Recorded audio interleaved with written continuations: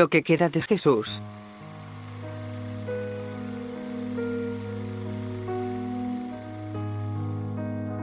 Siempre he hecho demasiadas preguntas. Desde que tenía 3 años, mi pobre padre tuvo que aguantar una serie interminable de preguntas, siempre que yo encontraba algo nuevo o interesante. ¿Por qué los patos tienen picos en vez de bocas como nuestro gato, Milo? ¿Por qué las abejas son buenas, pero los avispones son malos? ¿Por qué los niños de la escuela hacen pipí parados y por qué las niñas no pueden hacerlo? Cuando las preguntas eran demasiadas, él me gritaba. Si eso no funcionaba, me mandaba a la casa de mi tía para que me quedara ahí por unos días mientras él se recuperaba de mi parloteo persistente. Conforme crecía, aprendí que recuperarse significaba beber intensamente y llorarle a una Biblia. Esa combinación era su único consuelo desde que mi madre murió 3 meses después de mi nacimiento. Las preguntas acerca de ella estaban completamente prohibidas, y aprendí eso de manera temprana y dura. Si llegaba a mencionarla, el rostro de mi papá se molestaba como lo haría un religioso que observa una figura religiosa siendo utilizada en un acto sexual, y se sacaba su cinturón. Solo tomó un puñado de azotes con ese cuero agrietado y punzante antes de que aprendiera a nunca mencionarla cerca de él. Cómo debió haberle dolido que luciera exactamente igual que ella. Pero mi curiosidad era una parte de mí, de la misma manera en la que lo es ahora, y no pudo ser asesinada con ninguna paliza. La religión tuvo una relevancia predilecta en nuestras vidas, y vivimos en una de las ciudades más pequeñas al borde del cinturón bíblico de los Estados Unidos, y mi afición por los interrogatorios infinitos me metía en problemas rápidamente. Fui etiquetada como rebelde y pasé muchas horas de clase sentada en una esquina, a solas. La decepción de mi papá acerca de esto era palpable. Lo único que él quería era una niña buena y obediente, como esas que reciben menciones superficiales en la Biblia.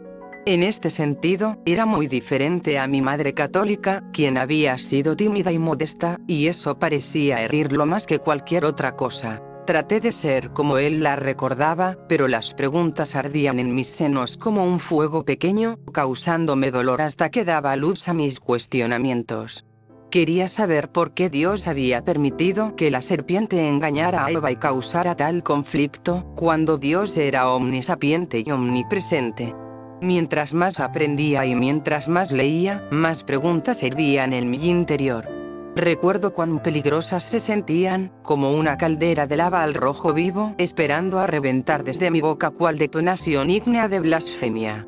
Y de entre todos los misterios, los que involucraban a las mujeres de la Biblia me consumían más que la mayoría. Previo al exilio del Edén, antes del pecado original, Eva tenía periodos menstruales.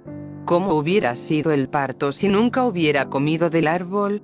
Si Adán hubiese sido engañado por la serpiente en vez de Eva, los hombres habrían cargado con el dolor del parto.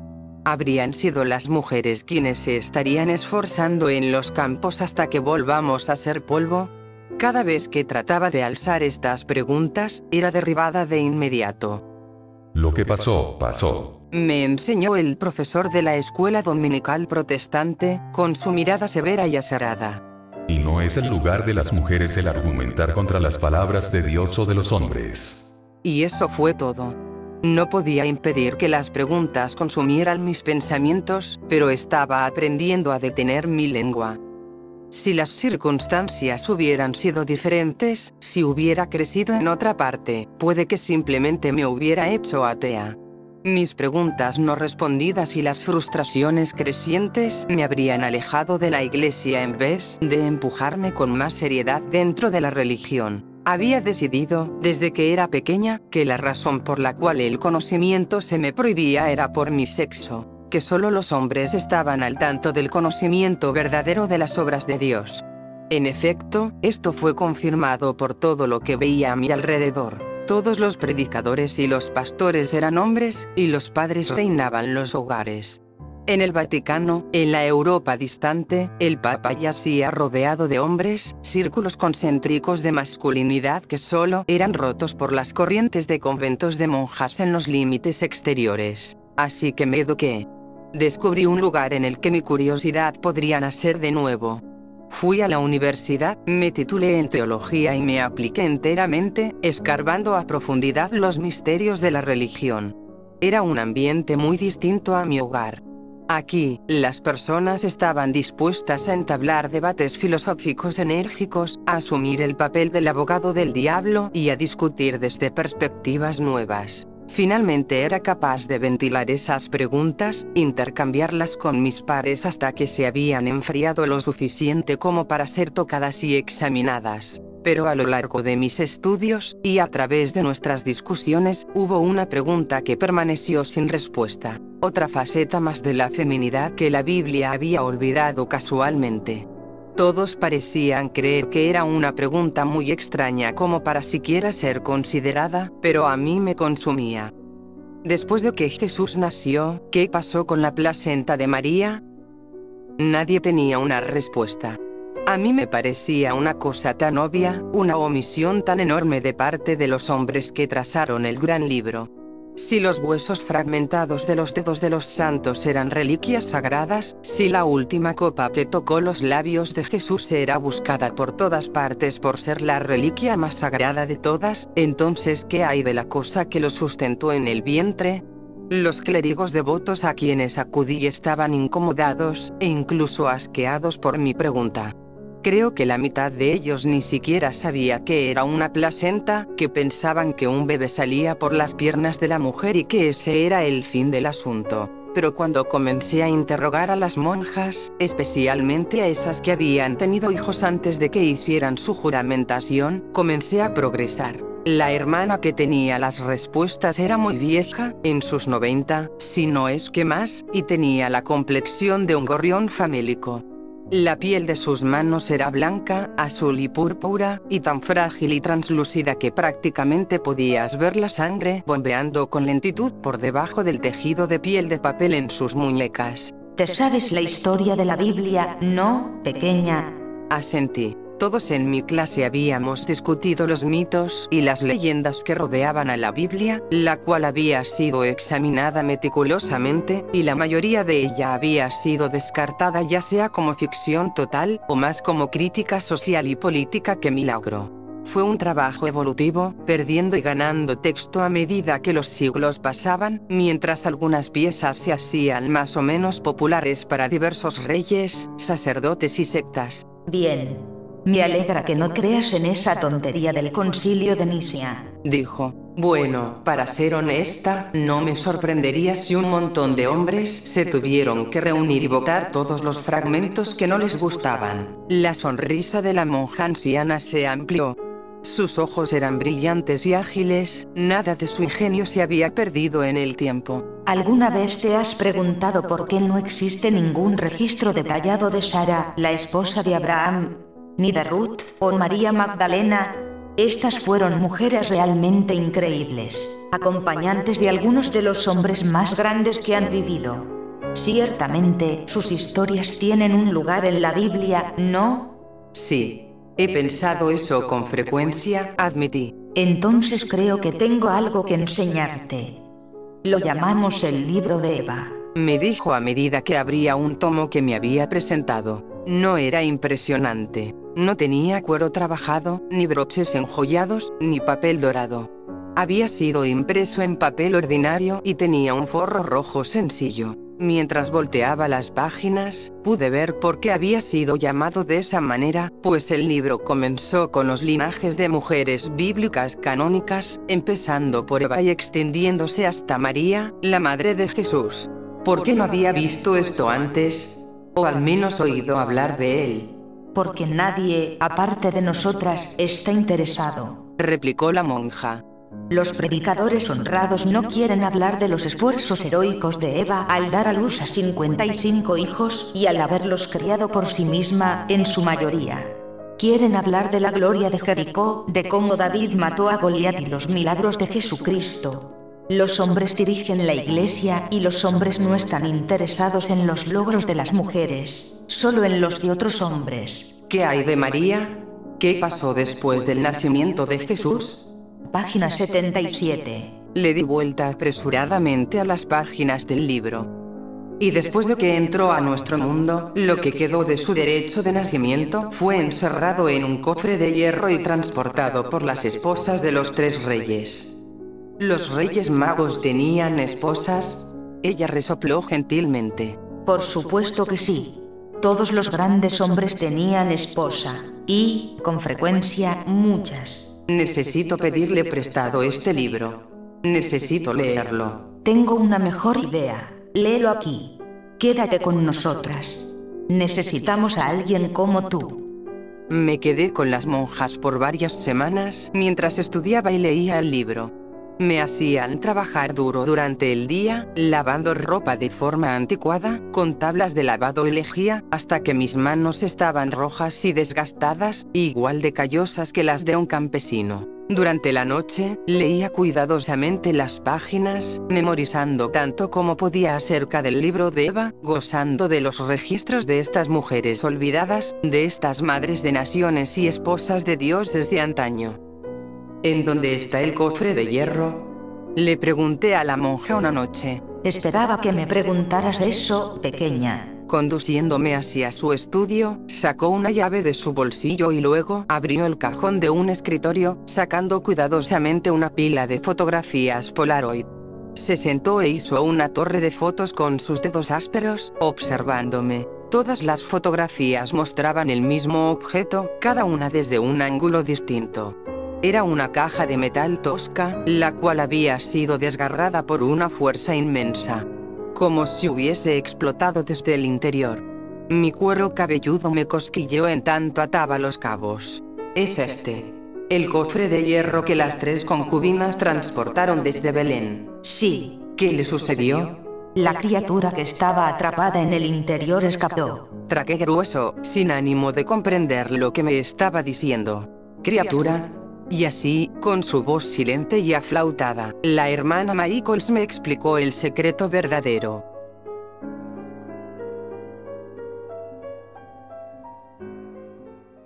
Cuando Dios escogió a María para nutrir el cuerpo de Cristo, Él sabía que su Hijo Divino no podría habitar un contenedor marcado por el pecado original. Para contener a Cristo mismo, el bebé tuvo que ser purificado de todo pecado, de todas las corrupciones de la humanidad. Agarró de nuevo las fotografías, guardándolas bajo llave en el cajón. Por lo tanto, Dios se aseguró de que todas las maldades de nuestros cuerpos mortales fueran empujadas hacia el útero de María, en su placenta, en donde permanecieron por siempre separadas de Jesús. Pero fue una placenta, no un bebé. ¿Cómo fue que creció? ¿Cómo se convirtió en una criatura? Aunque estuviera impregnada de pecado, aún así era divina, consistiendo tanto de Cristo como de la Madonna. No podía ser calcinada ni podía ser cortada, así que fue sellada. Permaneció en la oscuridad, resguardada por sacerdotes de una orden antigua, a quienes se les encomendó vigilar la reliquia sagrada. Y en esa oscuridad creció, alimentada por la semivida en su interior y añorando el alma de la que carecía. Y al final se hizo demasiado grande para el cofre, ¿verdad?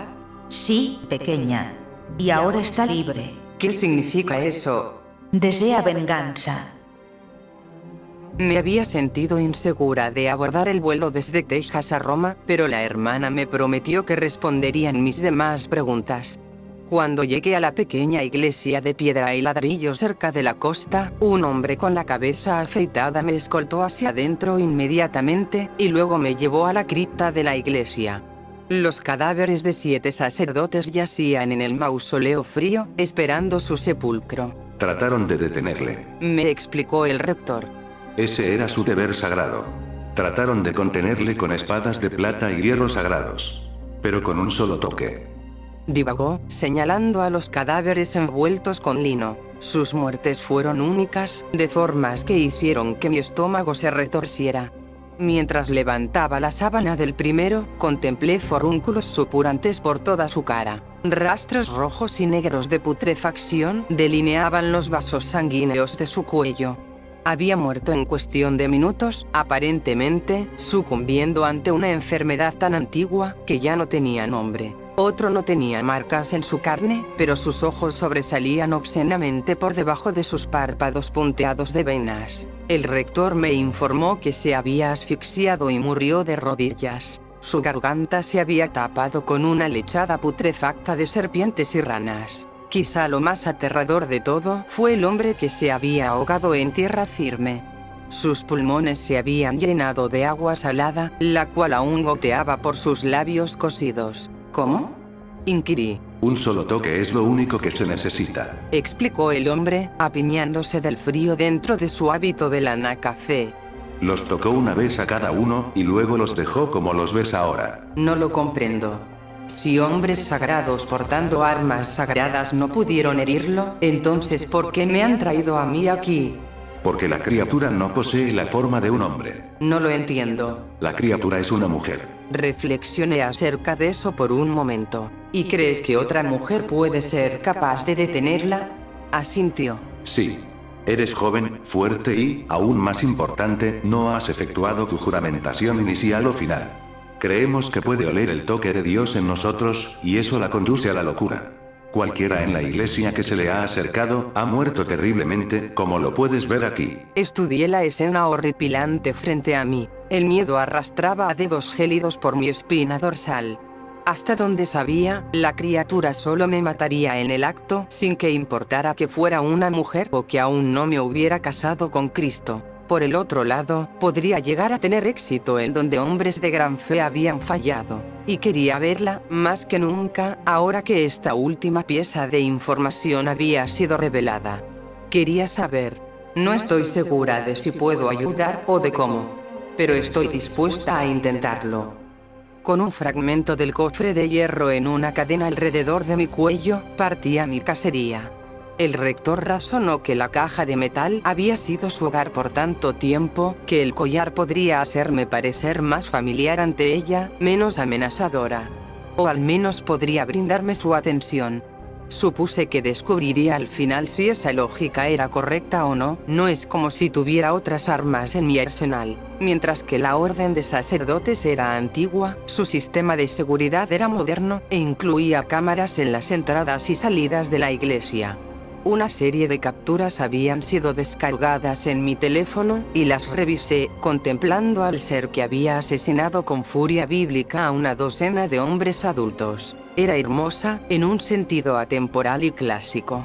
Rasgos simétricos y casi élficos se veían a través de un halo de cabello rubio platino, lo suficientemente largo como para cubrir la mayor parte de su torso desnudo. Pero desde su cintura hacia abajo, algo se encontraba muy mal. Piel pálida se oscurecía en una tonalidad de gris brillante y enfermizo, y luego en jirones de negro, colgando a manera de harapos putrefactos en sus muslos desgastados, y por debajo de las rodillas solo restaba hueso blanco y tendones incoloros. Siendo tan pálida como un pez, se había quedado parada entrecerrando los ojos por varios segundos extenuantes antes de correr con sus pies esqueléticos e imposibles hacia el mar. Mis consultas a lo largo de la playa no acabaron en nada. Nadie parecía haber visto a una mujer rubia desnuda, y ciertamente a ninguna que fuera un cadáver de la cintura para abajo. Cuando regresé a la capilla, el rector me informó que la criatura había sido divisada de nuevo, en otra iglesia a unos 15 kilómetros de la costa, y que había asesinado al sacerdote a cargo al convertir su sangre en vino. Pensé que sabía hacia dónde se dirigía. Iba en línea recta hacia el más sagrado de todos los hombres santos del país, el Papa.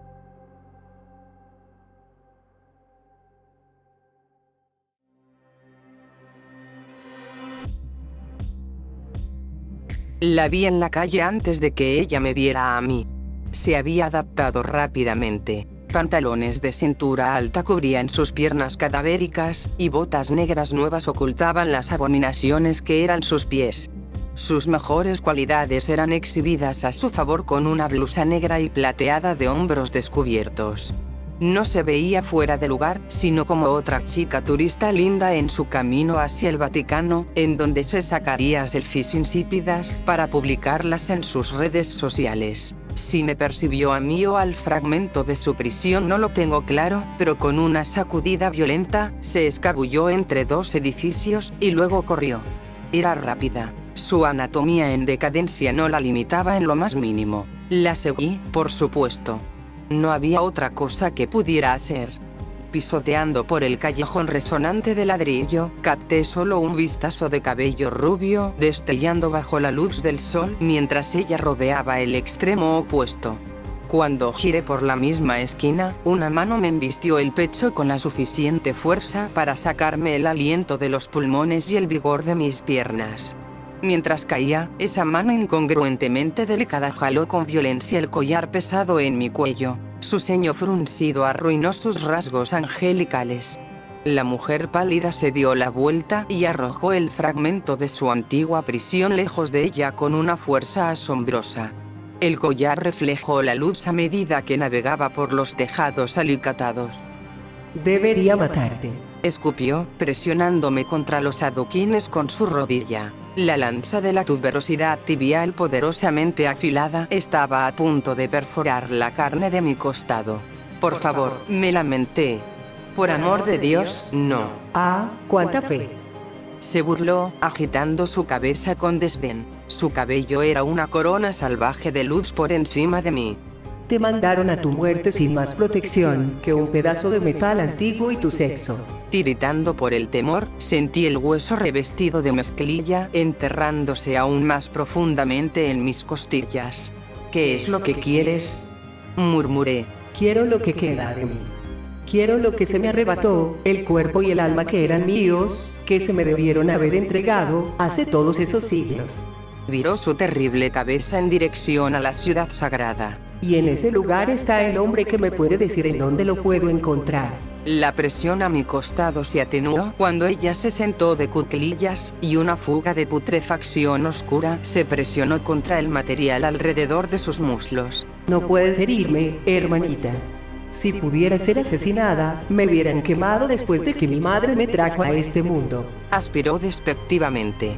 El hierro no me puede contener, la plata sagrada no me puede cortar. Mi final solo puede llegar cuando me reúna con mi carne original, con tu preciado Cristo. Pero no puedes, solté abruptamente, no puedes reunirte con él. ¿Por qué no? Sus ojos ardieron como una llama detrás de un vitral. ¿Crees que no tengo el poder? Negué con la cabeza. Estoy segura de que lo tienes, pero no me refiero a eso.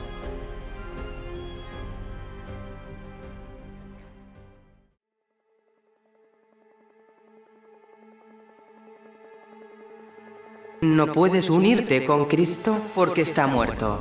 Fue asesinado hace más de 2000 años. Estás mintiendo. No es así. Puedes encontrar su velo en la Catedral de San Juan Bautista. Puedes leer sobre su muerte en cualquier Biblia. ¿Cómo? Preguntó. Sus rasgos pálidos eran más blancos que un alma nueva. ¿Cómo murió? Así que me senté en ese callejón asqueroso, detrás de un bloque de almacenes que apestaban a pescado, y le conté la historia de la crucifixión. Cuando había finalizado, no dijo nada. ¿Me vas a matar? Ella negó con la cabeza. No, no te voy a matar. ¿Qué vas a hacer? Creo. Empezó, viendo por encima de los tejados al sol resplandeciendo desde las nubes. Que encontraré a los descendientes de quienes lo mataron. Y luego extinguiré sus vidas, y tomaré sus almas para llenar el agujero doliente en mi interior. Me sentí enferma, mareada y helada por el pánico. Pero eso equivale a miles de personas. Millones, incluso. Ella me sonrió. Sus colmillos se asemejaban a los de los felinos, demasiado perfectos. Su mirada era beatífica. Pues, es un agujero muy grande. Está ahí afuera, casándote. No le importa que no tengas control sobre tu ascendencia, que tu linaje no sea más que un capricho del destino, el mero accidente de quien engendró a quien. Nos lo causamos nosotros mismos cuando matamos a nuestro Salvador. Pero lo peor de todo es que no creo que estarás saciada. Con un agujero del tamaño de Dios dentro de ti, ¿cómo es posible que llegues a estar satisfecho? Y no puedo dejar de pensar en la ironía nefasta de esto. Toda la vida humana ingresó al mundo por medio de Eva, y ahora toda la vida humana será expelida del mundo por su descendencia. Solo espero que no me guarde para el final.